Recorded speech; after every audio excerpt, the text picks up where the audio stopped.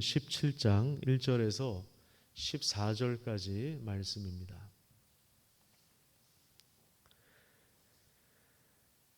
잠언 17장입니다. 마른 떡 한 조각만 있고도 화목하는 것이 제육이 집에 가득하고도 다투는 것보다 나으니라. 슬기로운 종은 부끄러운 짓을 하는 주인의 아들을 다스리겠고 또 형제들 중에서 유업을 나누어 얻으리라. 도가니는 은을 풀무는 금을 연단하거니와 여호와는 마음을 연단하시느니라.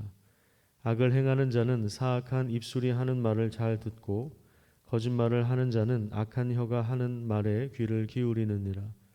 가난한 자를 조롱하는 자는 그를 지으신 주를 멸시하는 자요 사람의 재앙을 기뻐하는 자는 형벌을 면하지 못할 자니라.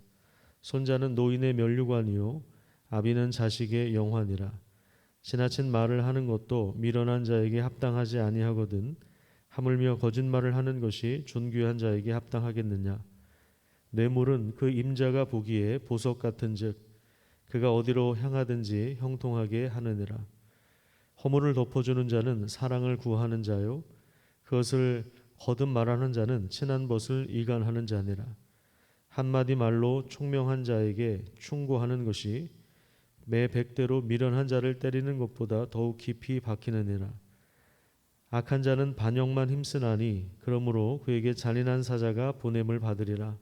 차라리 새끼 빼앗긴 암곰을 만날지언정 미련한 일을 행하는 미련한 자를 만나지 말 것이니라. 누구든지 악으로 손을 갚으면 악이 그 집을 떠나지 아니하리라. 14절을 같이 읽겠습니다. 다투는 시작은 둑에서 물이 새는 것 같은즉 싸움이 일어나기 전에 시비를 그칠 것이니라. 아멘. 6월 첫째 날입니다. 하나님께서 함께 하시며 선한 지혜의 길로 이끄시는 복된 6월이 되기를 축복합니다.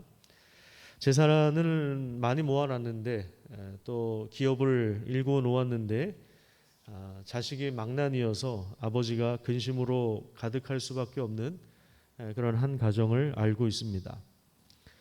또 재벌 가정에서도 보면 형제들이 서로를 고소하고 아버지가 자녀를 또 자녀가 아버지를 고소하는 이런 장면도 심심치 않게 등장합니다. 이런 가정에 빗대어서 잠언 말씀이 딱 어울립니다. 오늘 본문 1절에 보시면 마른 떡 한 조각만 있고도 화목하는 것이 제육이 집에 가득하고도 다투는 것보다 낫다고 말씀하고 있습니다. 여기서 제육이라고 하는 것은 제사 드릴 때 사용한 고기를 말합니다. 화려한 제사 음식을 놓고 하나님 앞에 나아가는 형식은 있지만 그런데 그 가정을 깊이 들여다보면 서로를 고발하는 이런 상황인데 여기에 하나님이 주신 은혜와 평강이 있을 리가 없습니다. 차라리 마른 떡 한 조각만 있고도 화목한 가정이 훨씬 더 행복한 것입니다. 이런 가정에서는 부모의 그 자식들이 망가져 있어서 바른 분별력도 없고 또 어떤 좋은 판단을 내릴 수도 없습니다. 그래서 종종 자기 자식이 아니라 유능한 직원, 유능한 종에게 어떤 재산을 맡기는 경우가 있습니다. 이런 종은 부끄러운 짓을 하는 주인의 아들 대신에 유업을 얻기도 하고 그 아들을 또 다스리는 지위에 오르기도 합니다. 3절에 보면 하나님은 우리 인격의 중심이라 할 수 있는 우리의 무엇을 연단한다고 이야기하고 있습니까? 우리의 마음을 연단하십니다. 마음은 인격의 중심을 말하는 것입니다. 또한 4절에 보면 악을 행하는 자는 사악한 말에 집중하고 또 거짓말을 하는 자는 악인의 말에 집중하게 됩니다. 그러니까 우리 마음이 하나님 앞에서 연단되지 않으면 우리가 하나님의 그 지혜로 변화되지 않으면 우리도 누구도 4절 말씀처럼 사악한 말에 집중하고 악인의 말에 집중할 수밖에 없는 것입니다. 이런 마음을 가지고서는 가정이든 공동체든 세우기가 어렵습니다. 올바로 세워가기가 어려운 거예요. 진실한 공동체를 세울 수가 없는 것입니다. 모조품 공동체는 세울 수 있겠지만 진실한 공동체는 세울 수가 없는 것입니다. 지혜로운 자는 정직한 자의 말에 집중하고 그리고 가난한 자를 존중합니다. 그 이유는 그 사람이 어떤 형편과 어떤 상황에 있든지 하나님의 형상대로 지음받은 존재이기 때문에 그렇습니다. 그런 사람들은 3대에 걸쳐서 복을 받은 그런 가정을 세웁니다.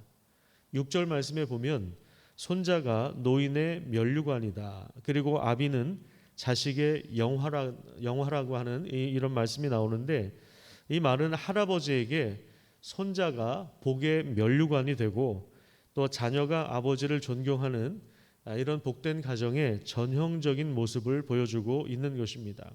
그러니까 6절에 나온 이 3대가 복을 받은 이 가정의 모습은 1절과 2절에 나오는 무너진 가정과는 아주 비교되는, 대조되는 그러한 모습이죠. 그 다음에 7절부터 9절 말씀도 미련한 자의 그 전형적인 모습을 보여주고 있습니다. 미련한 사람들은 말을 많이 하고 또 거기에다가 거짓말을 섞어서 하기도 합니다. 또 8절에 보면 뇌물을 사용하는데요. 뇌물은 뭐 다 아시는 것처럼 부정한 돈이죠.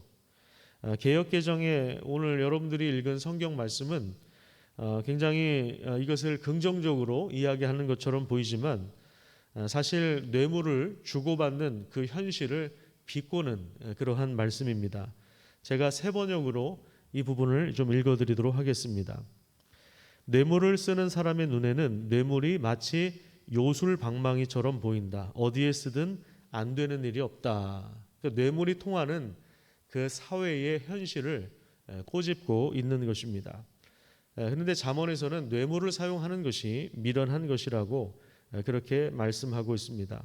또 9절에 보시면 다른 사람의 허물을 덮어주는 것이 아니라 거듭 계속해서 이야기하는 것도 미련한 자라고 그렇게 말씀하고 있습니다. 자, 이런 미련한 사람들에게는 매질도 소용이 없습니다. 10절에 보면 매질도 소용이 없어요.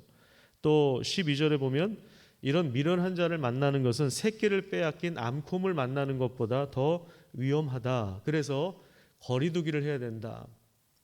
누구랑 거리두기를 하라고요? 미련한 사람들.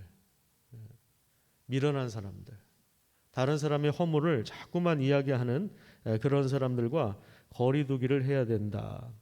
지나친 말을 하는 사람들, 뇌물을 사용하는 사람들, 이런 사람들과는 거리두기를 해야 한다. 왜냐하면 새끼 빼앗긴 암콤을 만나는 것보다 더 위험한 존재이기 때문에 그렇습니다. 또한 14절에 보면 지혜로운 사람들은 다툼이 법정 분쟁으로 확대되기 전에 시비를 그칩니다. 여기 싸움이라고 하는 단어가 나오죠. 싸움이라고 한 단어는 법적 분쟁을 말하는 거예요. 법정으로까지 가서 거기서 제 판결을 구하는 그런 싸움을 말하는 거예요. 법정 싸움을 말하는 거죠. 그러니까 지혜로운 자들은 사소한 다툼이 나중에 법정으로 가기 전까지, 거기에 싸움이 이렇게 확대되기 전까지 그 전에 시비를 그친다. 이렇게 말씀하고 있습니다. 작은 문제가 큰 싸움이 되지 않도록 주의하면서 살아야 된다. 그렇게 말씀하고 있습니다. 그래서 오늘도 하나님이 주신 선한 지혜를 가지고 3대가 복을 받는 그런 가정을 세우고 또 우리 주변에 진실한 공동체를 세워갈 수 있는 그런 하나님의 사람들로 서시기를 축복합니다. 6월 첫 번째 날이기도 한데 6월에 더욱 우리가 또 집중해서 하나님을 바라보고 하나님의 은혜를 간구할 때, 또 새벽을 깨워 기도할 때 하나님의 은혜와 평강이 우리 가정 가운데 임하기를 축복합니다. 기도하겠습니다.